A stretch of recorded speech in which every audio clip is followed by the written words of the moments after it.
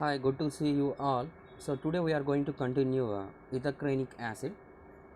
So ethacranic acid is a compound that inhibits import of sodium, potassium and chloride primarily in the ascending loop of Henle.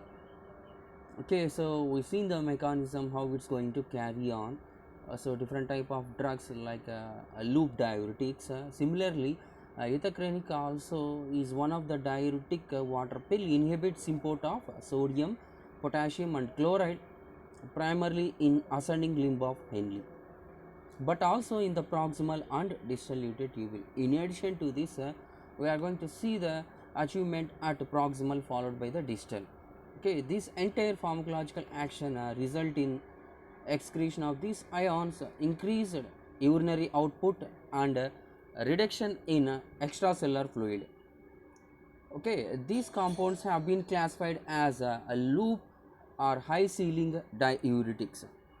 Okay, suppose if you see the structure what it will have. So the simple molecule, if you see the basic, it has a phenoxylate. Okay, so it's nothing but a phenoxy group. Here we have orthochlorine dichloro groups, ortho dichloro phenoxy group here. So to this we have so to this oxygen we have the acetic acid moiety. So and followed by, so we have the methylene 1-oxobutyl. So this is about the entire structure. So what we'll have. Okay, so if you see the IUPAC name 2 comma 3 dichloro 4. So open the brackets for side chain 2 methylene 1-oxobutyl. So phenoxyacetic acid. Okay, this is about the molecule. Then if you see the synthesis, so if you see the synthesis how it's going to carry on, we are going to take that phenolates substituted by the chlorine. So 2 comma 3 dichloro sodium phenolate undergoes a reaction with chlorine substituted acetic acid that gives so we are going to see the formation of so phenoxy so phenoxyacetic acid substituted with the two chlorine atoms, dichloro so phenoxyacetic acid. So this upon reaction with aluminum trichloride, so in presence of so oxobutyl, so in presence of oxobutyl chloride, so otherwise we are going to see that carbonyl chloride, so propyl carbonyl chloride here. So this upon reaction in presence of aluminum trichloride gives an intermediate, so this upon further reaction in presence of formaldehyde, then so secondary amine. So we are going to see the formation of so intermediates. So these are the two intermediates we are going to see here. So both the intermediates are same, so we can get either one of these. So here, but due to presence of an ethylene bridge, so ethylene bridge, so here by the addition of, otherwise by the transfer of the proton to this oxygen atom, we can see here the oxygen atom is going to get the proton from the adjacent carbon, so leads to the formation of a double bond here. So that gives the double bond electron share is going to happen, so double bond formation is going to get an intermediate. Now finally this secondary amine substituted compound is going to give, so is going to give 2 comma 3 dichloro 4 2 methylene 1 oxybutyl phenoxyacetic acid. So that final is nothing but so your ethacranic acid. Okay, so ethacranic acid is a monosulfonyl loop or a high ceiling diuretics. Okay, so this ethacronic acid acts on the ascending loop of the loop of Henle and on proximal and distal tubule. Yeah, as per the previous discussion we know that urinary output is usually dose dependent and related to the magnitude of fluid accumulation. Okay, then water and electrolyte excretion may be increased several times over that observed with thiazide diuretics. Since ethacranic acid inhibit reabsorption of a much greater proportion of filtered sodium. Okay, this is very important here. So reabsorption, it's going to inhibit the reabsorption of much greater proportion of a filtered sodium than most other diuretic agent. is the main aim. So your ethacranic acid is effective in many patients who have significant degree of renal inefficiency. Okay, so that's the main intention to use this ethacranic acid. Availability of we have the availability of more loop diuretics. Apart from that, it's going to do more facilitating effect. Apart from that, has little or no effect on glomerular filtration or on renal blood flow. This is also one of the additional. So we are going to back up for ethacranic acid, except following pronounced reduction in plasma volume when associated with rapid diuretics. Okay, so this is the explanation. If you see the mechanism, so it has to go and inhibit the import of sodium, potassium and chloride primarily.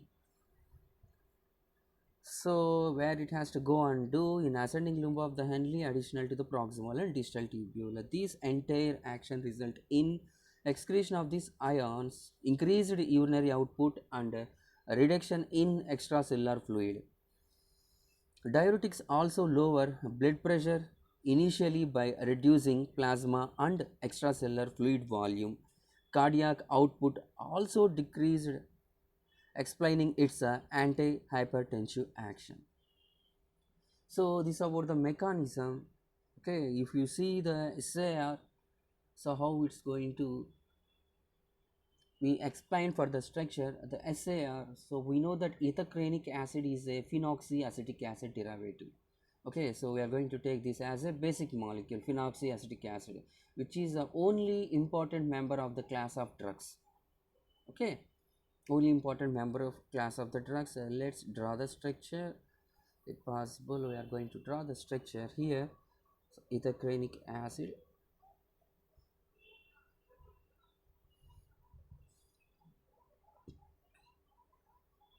So to this ethacranic acid, we are going to get the phenoxyacetic acid substituted by two chlorine atoms. So we are going to see now the two chlorine atoms is going to substitute here.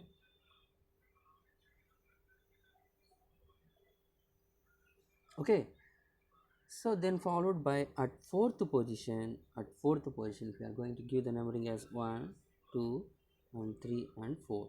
So fourth position, what we are going to see the carbonyl chain oxy methyl butylene structure, oxymethylene. So we have to go for the methylene,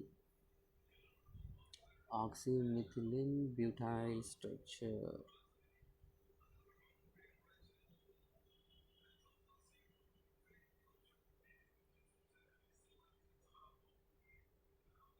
Okay, so this is about the oxymethylene butylene structure. So entire ethacranic acid. So the basic molecule, then followed by what we have the side chain.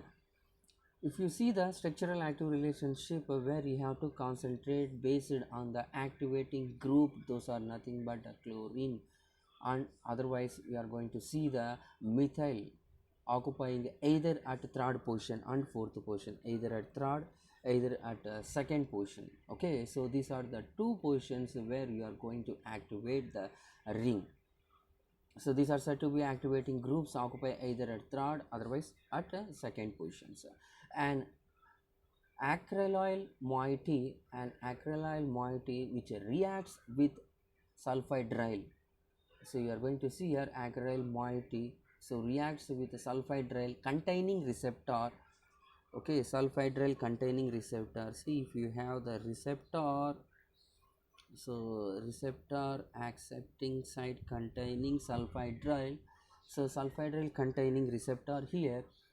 Okay, so our acrylyl moiety, so which react with this sulfhydryl containing receptor, where it's going to present means it present in renal tissues, should be at the para to the oxyacetic group. So you are going to see here the entire acrylyl moiety if you are going to see here, it is in para position to the, it is in para position to the acetic acid, so oxyacetic acid group. So it plays an important role for the acceptance of sulfhydryl receptors. Okay, a reduction or epoxidation of the carbon carbon double bond.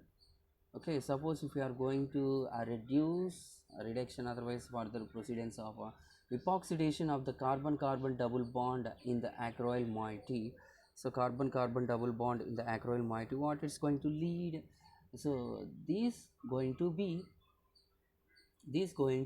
little or so no diuretic activity, so there may be reduction, otherwise we are going to completely abolish the activity. So this about the entire essay of ethacranic acid.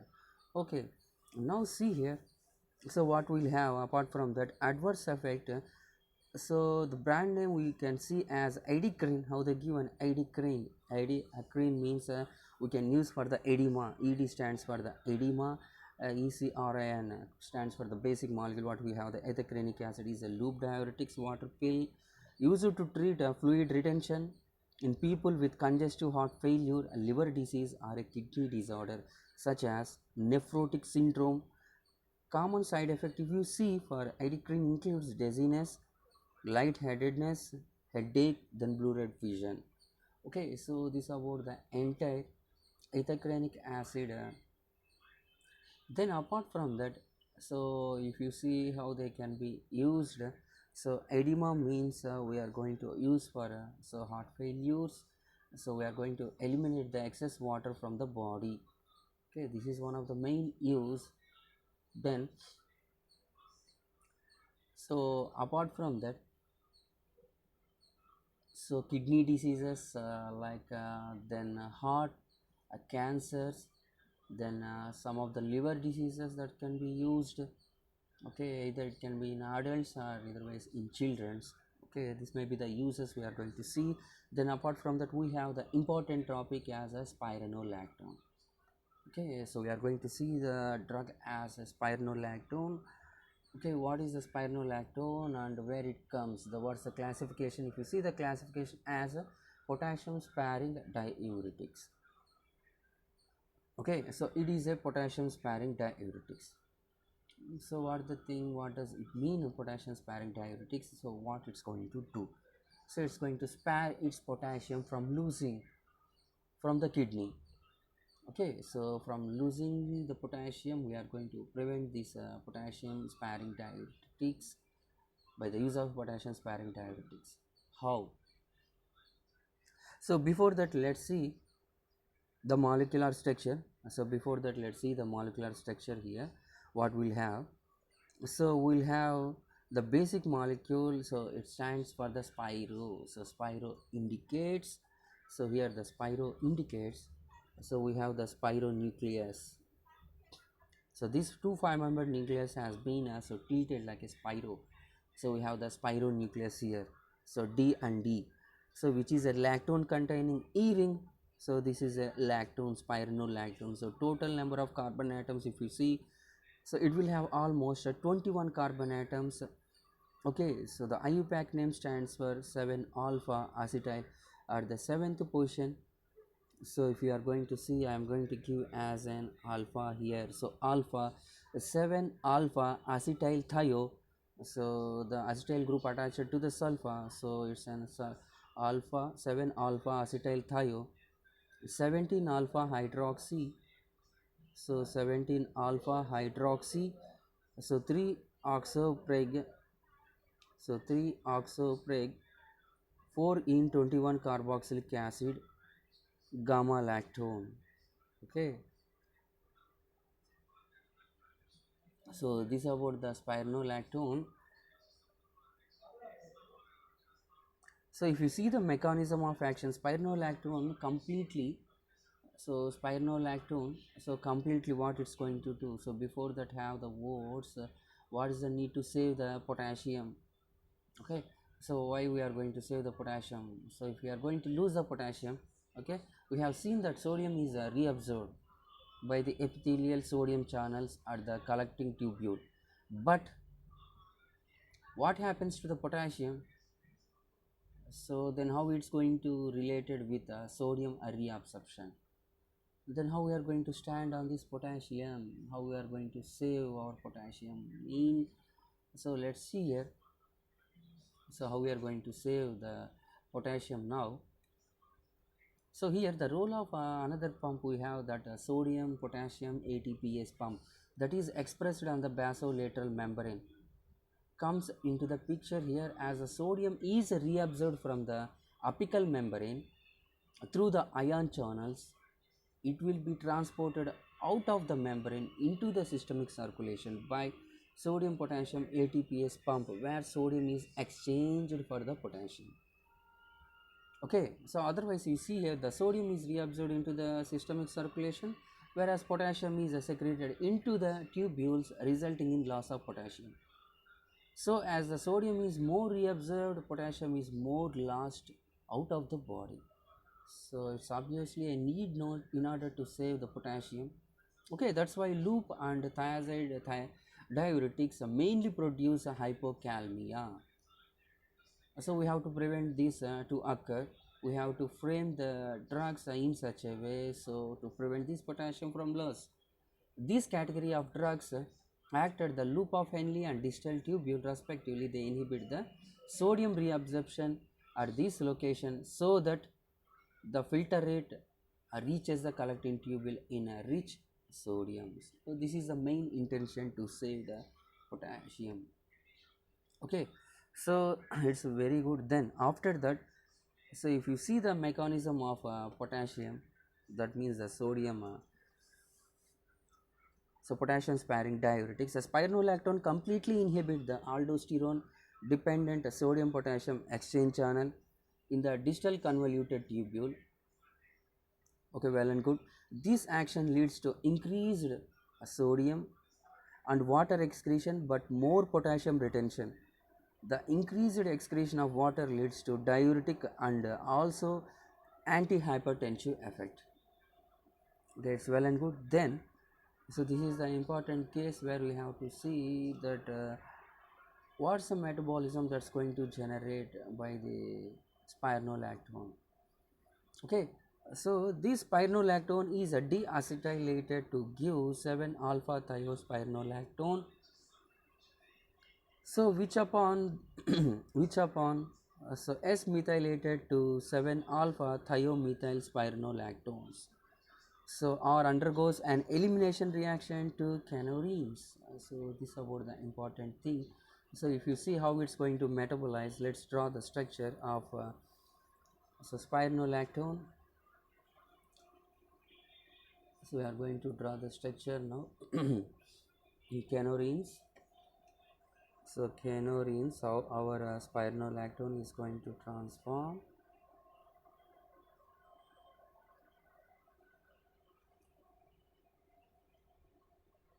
Sorry, so we don't have the saturation, so we have the saturation only at one position.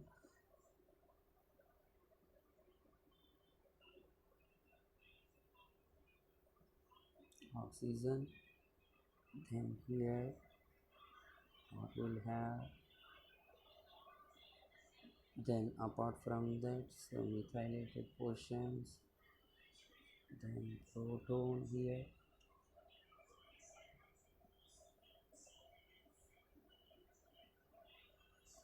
then your spiro functionality is going to happen. So I'm going to draw the structure down. You can maintain the space. Sorry. Okay, I have to draw very minimum structure. That's why you can draw the spiral. So from here, our spironucleus starts.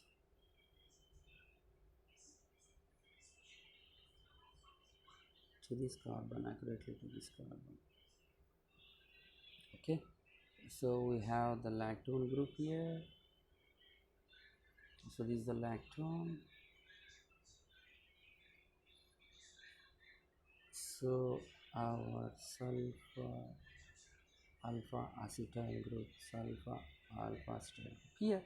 So now this is going to transform into an active metabolite, what I say as a canorene. So I'm going to get as canorene, canarenone. So canarenone. So how the structural alteration is going to happen here? So here also we are going to see the methyl group, then additional proton. So here also one proton here.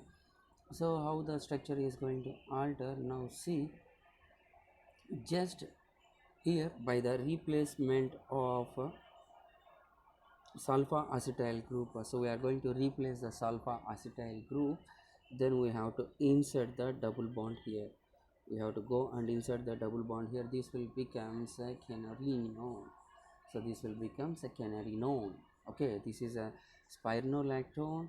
So if you are going to see here, this is a spironolactone. I am going to eliminate the bond of sulfur acetic acid. So that is on 7th position, 7 alpha sulfonyl acetic acid. Here I am going to remove and I have to insert the bond, additional double bond here. It will becomes the quinarinone. Okay, this is an active metabolite. Okay, so this is an active metabolite. So half-life, if you see, the 7 alpha thiomethyl spironolactone has an half-life of 13.8 hours, and alpha beta hydroxy 7 alpha thiomethyl spironolactone has half-life of 15 hours. If you see the uses of this spironolactone, obviously it's a water pill that prevents your body from absorbing too much salts and keeps your potassium level from getting too low. Spironolactone is used to treat high heart failures, high blood pressure, hypertension, or hypokalemia. Side effect includes a skin rash, headache, dizziness, nausea, and vomitings. Let's come to the important topic, amiloride. So this is also amiloride and tramterine. This is also going to save the potassium. So those are potassium sparings. Okay, we have a few drugs like amiloride and tramterine, spironolactones, and eplerenone, so that acts on a collecting tubule and inhibit the sodium reabsorption. As sodium is not reabsorbed, potassium is retained within the body, resulting in potassium sparing effect. Amiloride is having pyrazine ring, so it will have the pyrazine ring system that is attached with the carbonyl guanidine at second position. So where it is the carbonyl guanidine position. So we are going to see here carbonyl guanidine. So this is the carbonyl. So carbonyl guanidine. Let's draw the structure. It's better. So carbonyl guanidine, where it is present. So we have the first. We have to draw the guanidine. Guanidine, where we have the basic nucleus of pyrazine. Pyrazine. Both the nitrogen atoms has to present at the para position. Pyrazine. So here this will becomes the pyrazine nucleus. So we have the chlorine and two amine groups.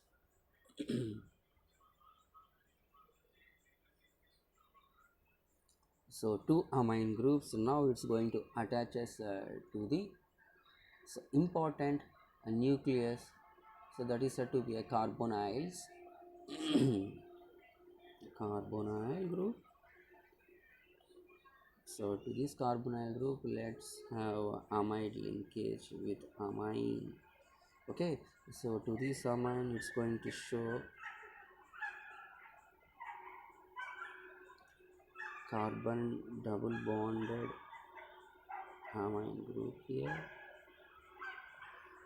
NH, then NH2. Okay, so this about the entire. If you want to start the platinum as 1 from starting 2, 3, 4, 5, and 6. So amiloride is having the pyrazine ring here. So this is the pyrazine ring. Okay, very nice ring system that is attached with carbonyl guanidine at second position. Here at the second position, we are going to see the attachment of a carbonyl guanidine. So we have the carbonyl guanidine. So this is about the entire nucleus pyrazine we have.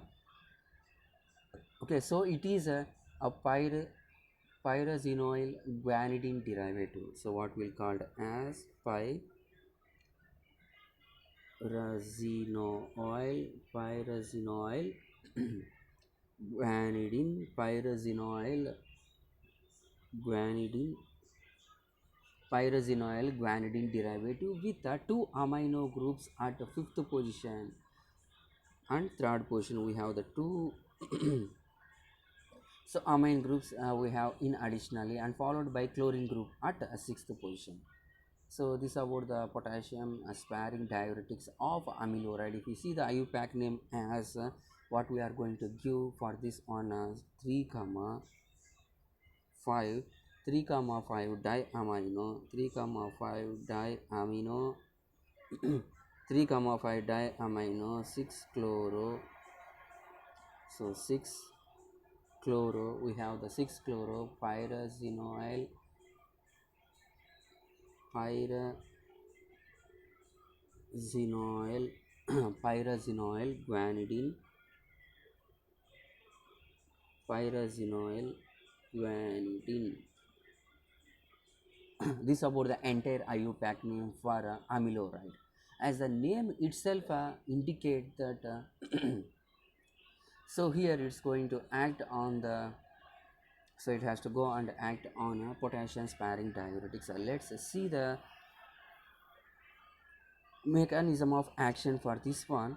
Let's see the mechanism of action. We have the red line indicates we are going to see the presence of carbonyl guanidine. Okay, amiloride works by inhibiting the sodium reabsorption in the distal convoluted tubule and collecting a tubule in the kidney by binding to the amiloride sensitive sodium channels. This promotes the loss of sodium and water from the body, but without depleting the potassium. Okay, so if you see the metabolism, amiloride is not metabolized. That means it's an active form of the drug. It's not going to metabolize by the liver, but is excreted and changed by the kidney. So the drug interactions, obviously we are going to see the so molecules that's going to show the pyrazine, otherwise pyridine nucleus like abicavir, carbose, acetalbutyl, and NA sites like aceclofenac. Okay, so if you see the uses, amiloride is used with other water pills in order to achieve the diuretic such as furosemide thiazides, diuretic like hydrochlorothiazides. Our main intention is to retain the potassium. These are the drugs. So by the lungs, you're going to achieve the hypokalemia effect. In order to prevent that, we are going to use in a combination to achieve those things like amiloride to treat high blood pressure, hypertension, heart failure, or extra fluids in the body. Okay, so this about the amiloride what we have. So next we are going to see the triamterene. So triamterene, so will almost have the similar function we will discuss later on.